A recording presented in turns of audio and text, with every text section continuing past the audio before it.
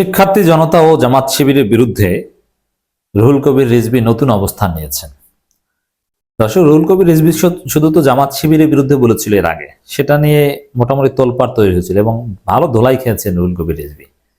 লজ্জা শরম তাতে হয়নি। জামাত শিবির কারার অক্কাটে ইসলামী ব্যাংক দখল করেছে, ৭১ পরাজিত শক্তি, অমুক তমুক হাবিজুবি বলে রুহুল কবির রিজভী একেবারে নেগেট হয়ে গেছে, কিন্তু তাতে তার লজ্জা হয়নি। এখন শিক্ষার্থীদের বিরুদ্ধে, বৈষম্যবিরোধী ছাত্র আন্দোলন নাগরিক কমিটির বিরুদ্ধে খেপেছেন। এটা ভালোভাবে প্রমাণিত হলো যে রুহুল কবির রিজভীও অবশেষে ভারতের খপ্পরে পড়েছেন, ভারতীয় বয়ান গ্রহণ করেছেন। এতদিন যে তার স্বতন্ত্র অবস্থান ছিল, সেই অবস্থান থেকে তিনি হারিয়ে গেছেন। তিনি কোণঠাসা হয়ে যাওয়ার ভয়ে তিনি ভারতের বয়ান গ্রহণ করলেন। যেমন হুম্মাম কাদের চৌধুরী, ইঞ্জিনিয়ার ইশরাক,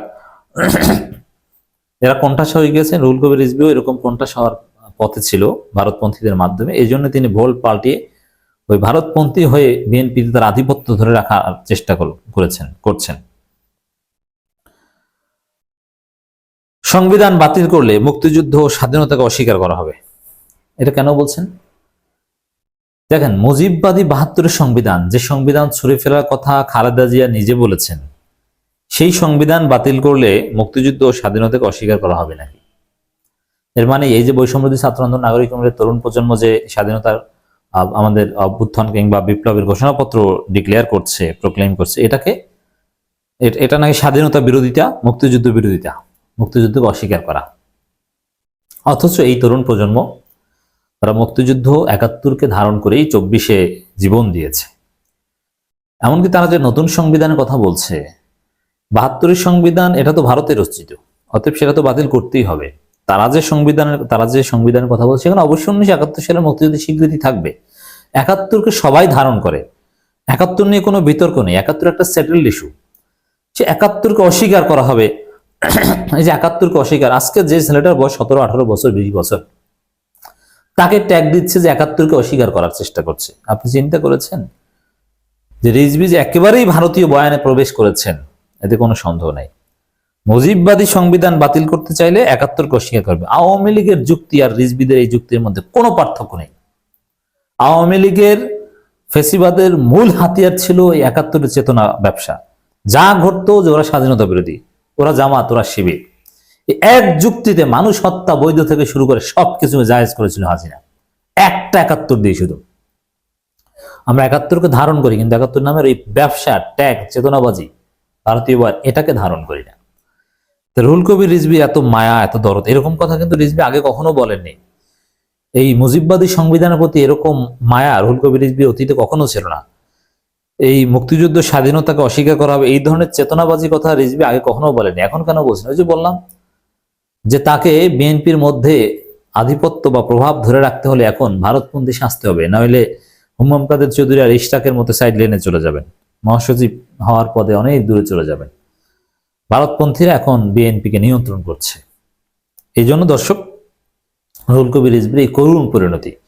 আপনি রিজভীর গত ১০ বছরের বক্তব্য দেখেন, এই টাইপের কোনো বক্তব্য, এই মুক্তিযুদ্ধ স্বাধীনতাকে নিয়ে এরকম চেতনাবাজি টাইপের ডিভাইডিং বক্তব্য, লুতুপুতু টাইপের বক্তব্য কখনো আপনি দেখবেন না রিজভীর মুখে, এই প্রথম।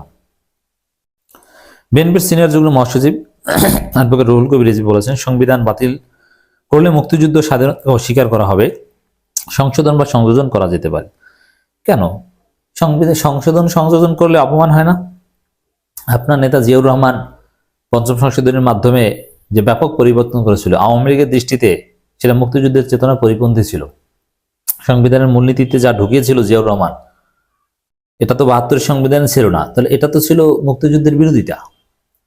আপনারা কি বলছেন? এখন জিয়াউর রহমান, খালেদা জিয়া, কারো প্রতি কোনো সম্মান নেই। ক্ষমতায় আসার জন্য আওয়ামী বয়ান, ভারতের বয়ান কিভাবে নির্লজ্জের মতো গ্রহণ করতে পারে এই রিজভীরা, আপনারা দেখলেন। এই নীতি নৈতিকতা বিবর্জিত লোকজনকে দেশের দায়িত্ব কিছুতেই দেওয়া উচিত নয়। যে সামান্য একটু স্বার্থে, যারা সামান্য নৈতিকতা থাকে না, জিয়াউর রহমান, খালেদা জিয়াকে অস্বীকার করতে পারেন, তাহলে সে যা ইচ্ছা তা করতে পারবে। তারেক রহমান কথা বলেন,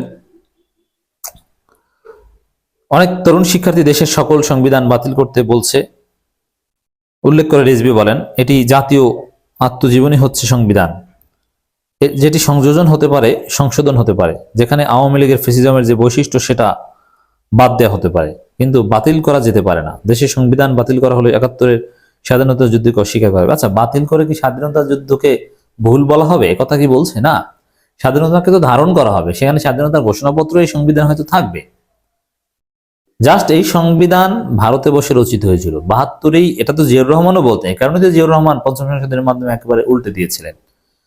এই জায়গাগুলোই আপত্তি। এই জন্য এই সংবিধান বাতিল করে যেটা নতুন ভাবে লেখার কথা বলছে, সেখানে তো ৭১ থাকবে, ৭১-এর প্রতি শ্রদ্ধা থাকবে। এই শিক্ষার্থীরা কেউ বলেনি যে আমরা স্বাধীনতা বিরোধী বা ৭১ ভুল ছিল। কিন্তু রিজভী আওয়ামী লীগের মতো কি বলছেন এগুলো? রিজভী শেষ হয়ে গেছেন। দেশের সংবিধান বাতিল করা হলে ৭১ স্বাধীনতা যুদ্ধ অস্বীকার করা হবে। মার্কিন যুক্তরাষ্ট্র সংবিধান ধারাবাহিকতা রয়েছে, সংবিধান সংশোধন রয়েছে, কিন্তু বাতিল করা হয়নি। মানে উদাহরণ আর খুঁজে পান না। একটা দেশে বিপ্লব হলে নতুন ভাবে সবকিছু হয়। আর বিএনপির প্রেমটা কোথায় পুরনো জিনিসের প্রতি, এটা আপনাদেরকে বুঝতে হবে। ভাষাটা কি? ভারতের বয়ানের সাথে কোনো পার্থক্য নেই, জিয়াউর রহমানের সাথে কোনো মিল নেই। তাই আমি ভাবতাম যে এই রিজভীরা হয়তো জিয়াপন্থী বিএনপি, কিন্তু এখন দেখছি না, তারাও এখন এন্টি জিয়া হয়ে গিয়েছে। বিএনপির একটা অংশ তো বলছে যে জিয়াউর রহমানের আদর্শ থেকে বিএনপিকে বের করে আনতে হবে। এটা বিএনপির স্থায়ী কমিটির কোনো কোনো সদস্য প্রকাশ্যে বলেছে। তিনি আরো বলেন, জুলাই আগস্টের মহাবিপ্লবের পর প্রত্যেকেই সমর্থন দিয়েছে ডক্টর ইউনূস সরকার, কিন্তু আমাদের বক্তব্য একটি জনপ্রত্যাশা জনহংকার বাইরে গিয়ে অন্তর্বর্তীকালীন সরকার অন্য এজেন্ডা নিয়ে কাজ করে দেশে মানুষ মেনে নেবে। মানে সন্দেহ করছে, অন্য এজেন্ডা নিয়ে কাজ করছে বলে মনে করছে বিএনপি। আবার ভিন্ন রূপে ক্ষমতায় থাকতে চাইছে নাকি ডক্টর ইউনূস, একথাও বলছে। এখনো চালের দাম কমেনি, চিনি আলুর দাম কমেনি, কমেছে। এটা রিজভী সাহেব কবির জগতের লোক তো, ভাব জগতে থাকেন, জানেন না। চালের দাম কমেছে, আলুর দাম কমেছে, চিনির দাম কমেছে, সবকিছুর দাম কমেছে। আলুর দাম তো অনেক কমেছে।